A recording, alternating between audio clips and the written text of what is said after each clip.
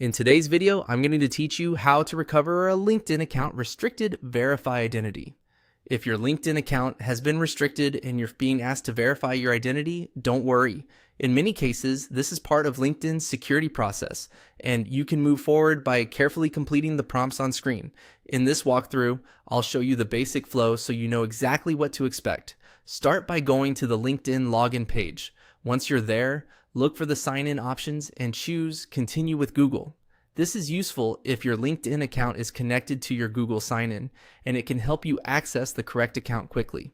After you click it, select the Google account associated with your LinkedIn profile. Make sure you choose the right account here, because using a different one may lead to another login issue or take you to the wrong profile. After that, LinkedIn will likely take you to a security checkpoint. On this screen, click the checkbox that says "I'm not a robot." This is a standard verification step designed to confirm that a real person is trying to access the account. Depending on your location, browser, or activity, you may be asked to complete an additional challenge. Next, simply follow the steps shown in the security check. These prompts can vary, so the important things is to read each instruction carefully and complete it exactly as requested. Take your time here. If you rush through the challenge or click too quickly, you may have to repeat the process.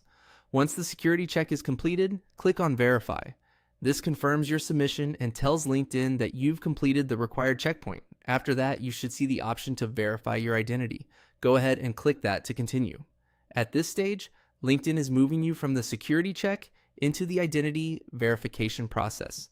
The exact screens after this can vary depending on your account status, but getting to this point is the key part of recovering access when your account is restricted.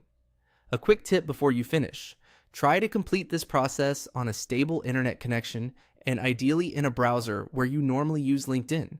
That can help reduce extra verification issues.